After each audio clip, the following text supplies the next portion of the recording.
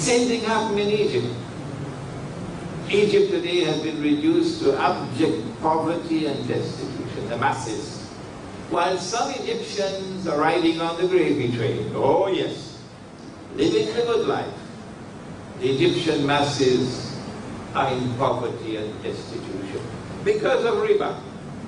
And yet the world of Islamic scholarship cannot recognize and would not stand up and wage a jihad against riba. These two that occurred in Tunisia and in Egypt, I noticed that the Tunisian armed forces eventually backed out.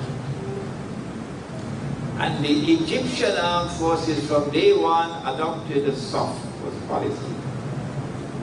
A suspiciously docile policy, the Egyptian armed forces. And so their head was cut off. And Zainul Abidin fled, and Hosni Mubarak fled. But guess what? The armed forces still remain in charge. The same Egyptian armed forces who prevented the Palestinians in Gaza 4 years ago, who were being slaughtered, and Egypt blocked the passageway, that you could not come into Egypt. And no supplies could go to them to help them. That same Egyptian armed forces still in control in Egypt. You can fool the others, you can't fool me. These were uprisings,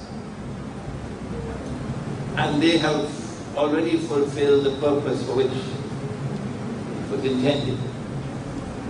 And that is that after the uprisings take place, the armed forces will then announce elections. And I was able to recognize 6-8 months ago that these elections are going to result in runaway victory for the Islamic parties. And that's what Israel wants. And that's what the Egyptian armed forces want. And that's what happened. But in Libya it was different. In Libya, they planned an insurrection, and a huge amount of arms was secretly ferreted into Libya. Where could it have come from? Not from the air, not from the sea. It had to come from Egypt. It could not have come from Egypt without the knowledge of the Egyptian armed forces.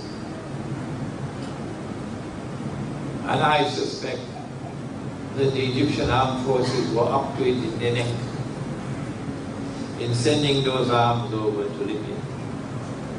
And so that the Egyptian armed forces are part and parcel of the effort to bring about an insurrection in Libya. So who is the Egyptian armed forces working for? I see an uncanny link between the Egyptian armed forces and NATO, between the Egyptian armed forces and Israel.